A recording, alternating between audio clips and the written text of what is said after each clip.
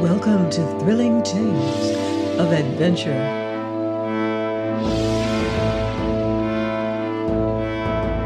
I'm Mardell, reading Martin Conisby's Vengeance by Jeffery Farnol. Chapter 29, Telleth of a Somewhat Strange City. By midday we were come in sight of this Indian city, a place strange beyond thought, it being builded in vast terraces that rose one upon another up the face of a great cliff, and embattled by divers many towers.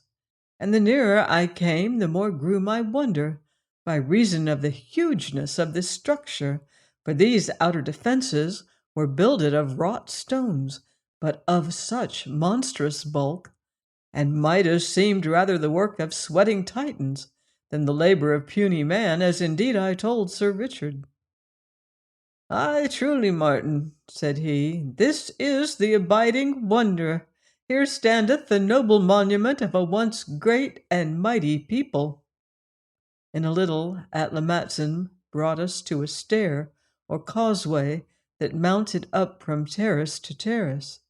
And behold, the stair was lined with warriors, grasping shield and lance, and brave in feathered cloaks and headdresses, and betwixt their ordered ranks one advancing, an old man of a reverend bearing, clad in a black robe, and on whose bosom shone and glittered a golden emblem that I took for the sun. Upon the lowest platform he halted, and lifting up his hands as in greeting, whereupon up went painted shield and glittering spear, and from the stalwart warriors rose a lusty shout, a word thrice repeated. And now to my wonder, forth stepped Atlamatson, a proud and stately figure for all his rags, and lifting one hand aloft, spake to them in a voice very loud and clear, pointing to us from time to time. When he had gone, they shouted amain, and descending from the platform, the priest, as he proved to be, knelt before Atlamatson to touch his heart and brow. And now came divers Indians, bearing litters, the which, at Atlamatson's words, Sir Richard and I entered, and so Pluto trotting beside us, were borne up from terrace to terrace unto the town.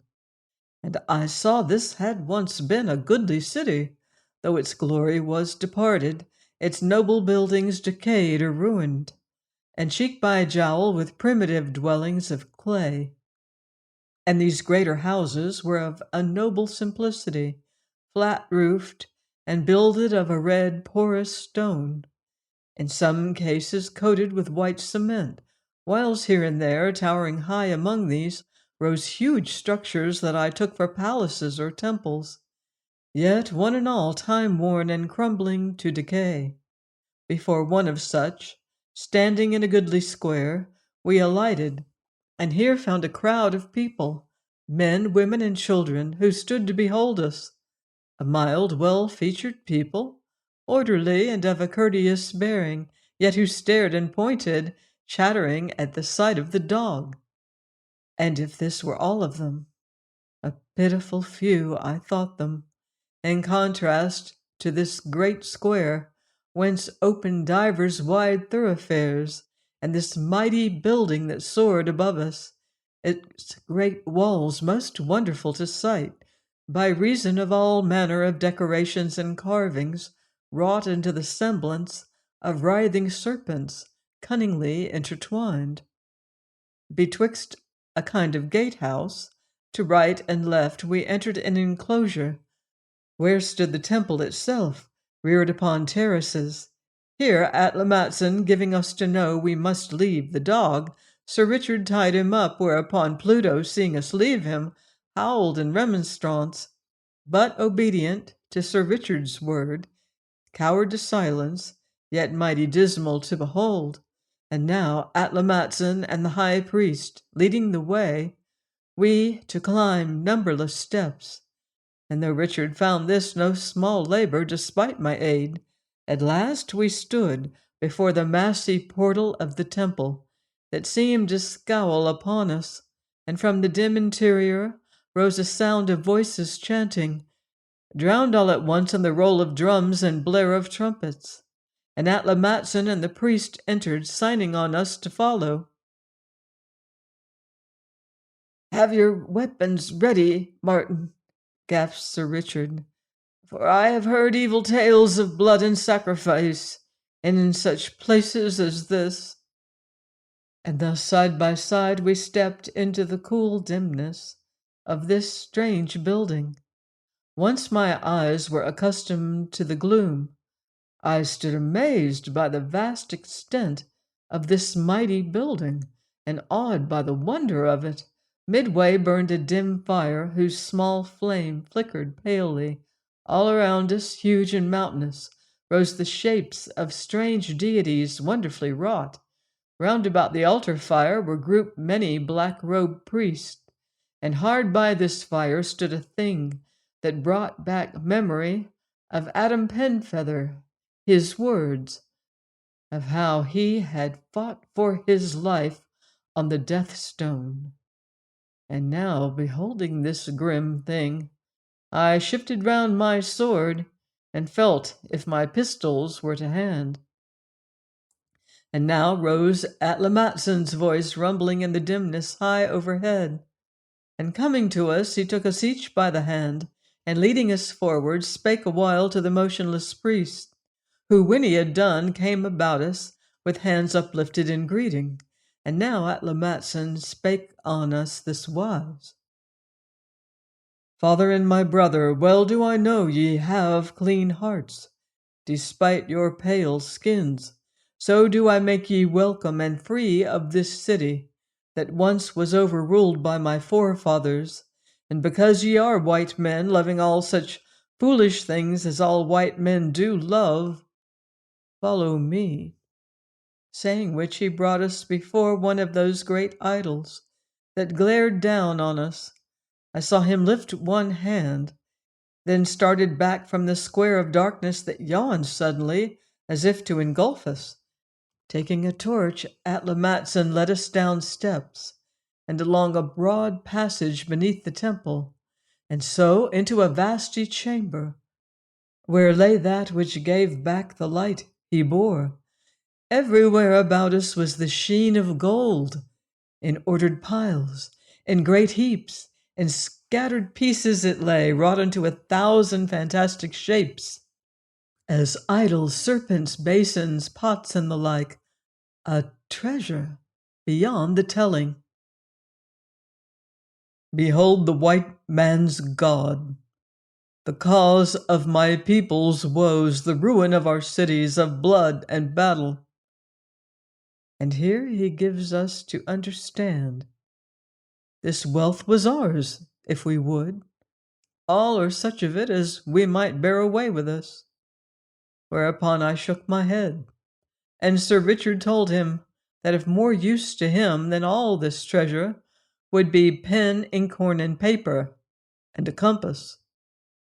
Nothing speaking, Atla Matson turned, and by a very maze of winding passageways brought us up the steps, and so to a great and lofty chamber or hall, where lay a vast medley of things, arms and armor, horse furniture, and Spanish gear of every sort, and in one corner a small brass cannon mounted on wheels. Amongst all of which Sir Richard began searching, and had his patience rewarded, for presently he came on that he desired, a traveling writing case with pens, paper, and a sealed bottle of ink, though why he should want such was beyond me, as I told him, whereat he did but smile, nothing speaking. So back we came and unloosed our dog, and he mighty rejoiced to see us. Whereafter, by Atla Matson's command, we were lodged in a chamber very sumptuous, and with servants observant to our every want. For our meals were dishes aplenty, savory and excellent, well cooked and seasoned, and for our drink was milk or water cunningly flavored with fruits, as good as any wine to my thinking, and cups and platters, nay, the very pots. were all of pure gold. This night, having bathed me in a small bathhouse adjacent and very luxurious, I get me to bed early, which was no more than a mat. But Sir Richard, seated upon the floor hard by, for of chairs there were none, Sir Richard, I say, must needs fall to with pen and ink, the great hound drowsing beside him, so that, lulled by the soft scratching of his busy quill, I presently slumbered also. Next morning I awoke late, to find Sir Richard squatting where he had sat last night. But this time, instead of writing case, across his knees lay a musket, and he was busied in setting a flint to the lock. "Why, sir, what now?" I questioned. "A musket, lad, and 55 others in the corner yonder, and all serviceable, which is well." Now, as I stared at him, his bowed figure and long white hair, there was about him, despite his benevolent expression, a certain grim fighting look that set me wondering. Moreover, upon the air I heard a stir that seemed all about us a faint, yet ominous clamor. "Sir," quoth I, getting to my feet, "what's to do?" "Battle, Martin," said he, testing the musket's action. "Ha!" cried I, catching up my sword. "Are we beset?" "By an army of Spaniards and hostile Indians, Martin. In the night came Atlamatson to say news had come of Indians from the west, ancient enemies of this people, led on by Spanish soldiers, cavalry, and arquebuseros, and bidding us fly and save ourselves before the battle joined. But you were asleep, Martin, and besides, it seemed ill in us that had eaten their bread to fly and leave this poor folk to death, and worse." "True enough, sir," said I, buckling my weapons about me. "But do you dream that we, you and I, can hinder such? 'Twere at least commendable in us to so endeavor, Martin.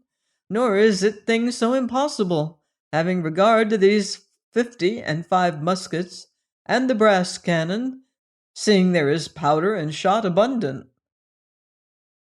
"How then? Must we stay and fight?"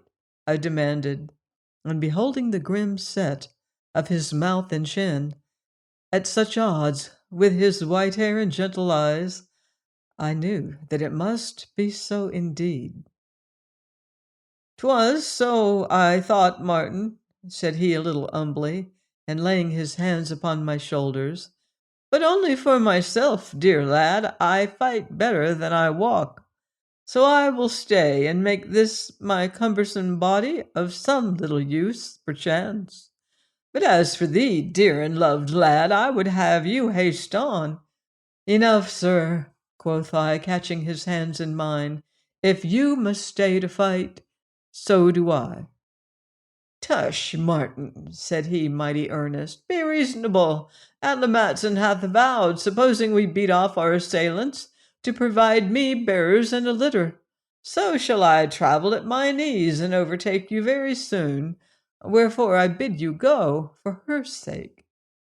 But finding me no whit moved by this or any other reason he could invent, he alternate frowned and sighed, and thereafter, slipping his arm in mine, brought me forth to show me such dispositions as he had caused to be made for the defense.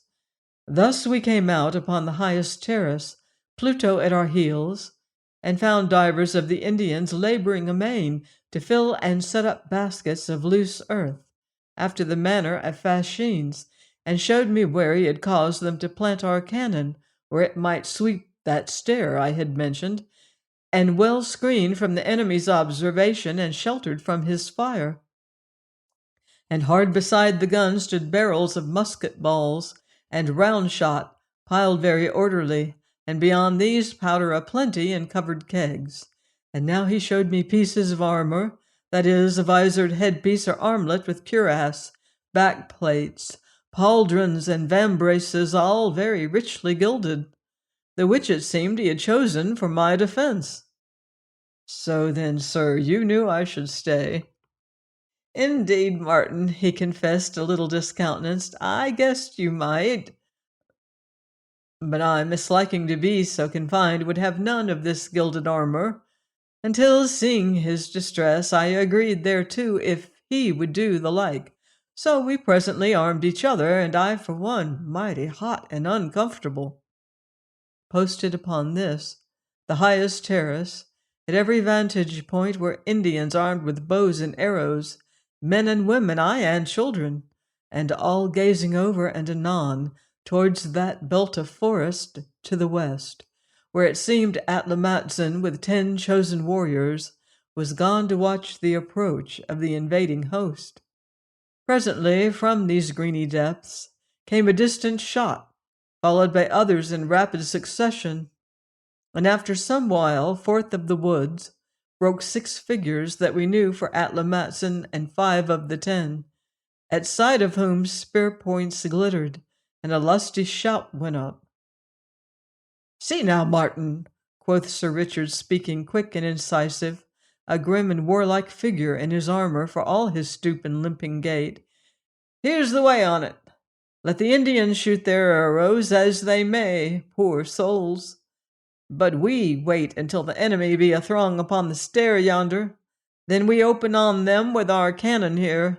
'Tis crammed to the muzzle with musket balls. Then whiles you reload, I will to my 55 muskets yonder, and let fly one after t'other, by which time you, having a brass piece ready, will reload so many of the muskets as you may, and so God aiding, we will so batter these merciless dons they shall be glad to give over their bloody attempt and leave these poor folk in peace." As he ended came Atlamatzin, telling us he had fallen suddenly on the enemy's van and slain divers of them, showing us his axe bloody, and so away to hearten his people. At last, forth of the forest marched the enemy, rank on rank, a seemingly prodigious company. First rode horsemen a score, and behind these I counted some 60 musketeers and pikemen as many, marching very orderly and flashing back the sun from their armor, while behind these again came plumed Indians beyond count, fierce wild creatures that leapt and shouted high and shrill, very dreadful to hear. On they came, leaping and dancing from the forest, until it seemed they would never end, nearer and nearer until we might see their faces, and thus behold how these Spaniards talked and laughed with each other, as about a matter of little moment. Indeed, it angered me to see with what careless assurance these steel-clad Spaniards advanced against us in their insolent might, and bold in the thought that they had naught to fear save Indian arrows and lances.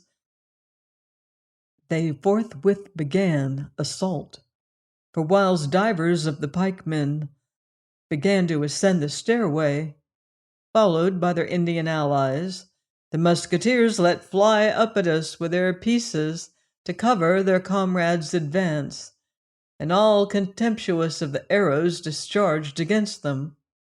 But hard beside the cannon stood Sir Richard, watching keen-eyed, and ever and anon blowing on the slow match he had made, waiting until the stairway was choked with the glittering helmets and tossing feathers of the assailants, a deafening roar, a blotch of flame and smoke that passing showed a sight I will not seek to describe.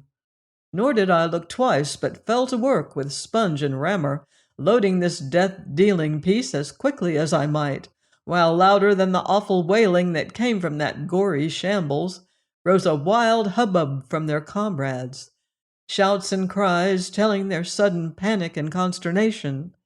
But as they stood thus in huddled amaze, Sir Richard opened on them with his muskets, firing in rapid succession and with aim so deadly that they forthwith turned and ran for it, nor did they check or turn until they were out of range. Then back limped Sir Richard, his cheek flushed, his eyes bright and fierce in the shade of his helmet, his voice loud and vibrant with the joy of battle, and seeing how far the gun was recoiled, summoned divers of the Indians to urge it back into position. While this was doing, Down upon this awful stair leapt Atlamatson and his fellows, and had soon made an end of such wounded as lay there. "I pray God," cried Sir Richard, harsh-voiced, as he struck flint and steel to relight his match. "I pray God this may suffice them." And beholding the wild disorder of our assailants, I had great hopes this was so indeed. But as I watched, they reformed their ranks and advanced again, but with their Indians in the van, who suddenly found themselves with death before the man behind, for the Spanish musketeers had turned their pieces against them to force them on to the attacks. So having no choice, these poor wretches came on again, leaping and screaming their battle cries, until the stair was a-throng with them. On and up they rushed until death met them in roaring flame and smoke. But now all about us was the hum of bullets, most of which whined harmlessly overhead, though some few smote the wall behind us. But small chance had I to heed such, being hard set to prime and load, as time after time these poor Indians, driven on by their cruel masters, rushed, and time after time were swept away, and thus we fought the gun until the sweat ran from me, and I panted and cursed my stifling armor, stripping it from me piece by piece as occasion suffered. And thus I took a scathe from bullet or splinter of stone, yet heeded not, until I sank down sick and spent, and roused to find Pluto licking my face, and thereafter to see Sir Richard kneeling over me, his goodly armor dinted and scarred by more than one chance bullet. "Drink," he commanded, and set water to my lips, which mightily refreshed me. "Sir, what of the fight?" I questioned. "Done, lad, so far as we are concerned," said he. "Atlamatson fell upon 'em with all his powers and routed them. Hark!" Sure enough, I heard the battle roar away into the forest, and beyond, until little by little it sank to a murmurous hum, and died utterly away. But all about us were other sounds, and getting unsteadily to my legs, I saw the plain, twixt town and forest, thick strewn with the fallen. "So then is the town saved, sir?" "God be praised, Martin." "Why, then let us on, to meet my dear lady."